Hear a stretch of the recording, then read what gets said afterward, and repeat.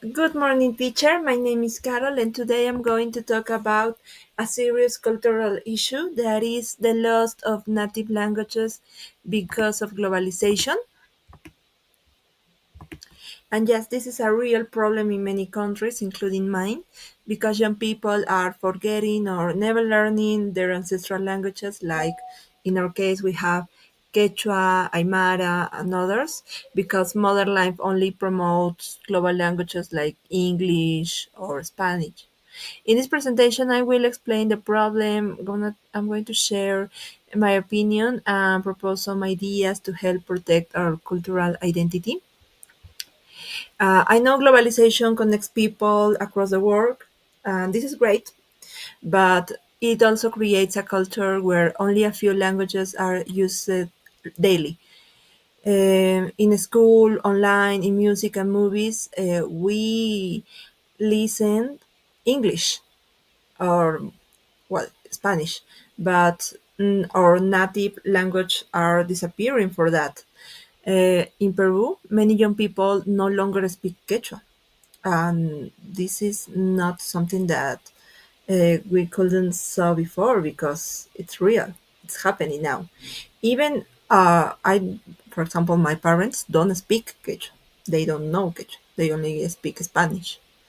And some grandparents, yeah, maybe know the language but don't talk using Quechua because they think it's too old or because it's useless, and that's a big problem. But because when a language disappears, we don't just lose the word, we lose the stories, the songs, the tradition, and the identity that is behind this.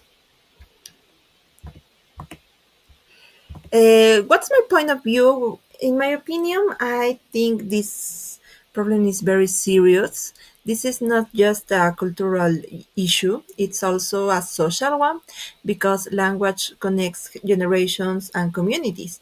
Without it, we forget who we are. I understand that in English and Spanish are important to find jobs or study. Mm, I understand that it's important for, for the young people now to learn those languages to develop themselves. But I believe that we can learn global languages because forgetting our own. I think schools, families, and the media should help young people to feel proud about their roots, not ashamed. And what I think it's the solution or the contribution to it, how to fix it. First of all, I believe in intercultural education. In schools, I think the classes should include native languages and promote respect for indigenous cultures. I remember when I was in school, not so long ago, it wasn't mandatory to learn Quechua. But for example, for my little sister, it is. So she has to learn the language. In my case, wasn't that. So maybe that's the reason I don't speak Quechua or I don't know any of the words of the languages. Second, I think the technology for preservation is important because we can create apps, podcasts, or videos that are in native languages to make them more attractive for young people. Maybe young people don't want to learn Quechua or Aymara because they don't have something technological that help us with that. For example, to learn English, I don't know, some kids use Duolingo.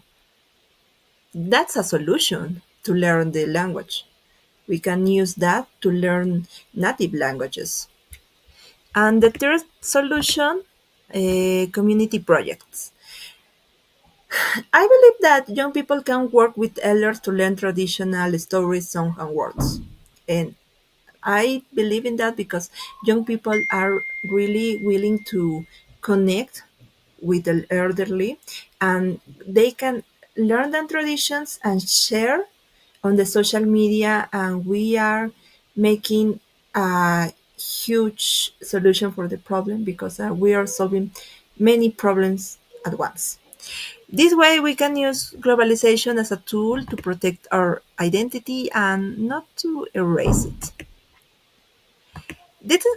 Okay, as a final message, we all have the right to be global citizens, but we also have the responsibility to protect where we come from.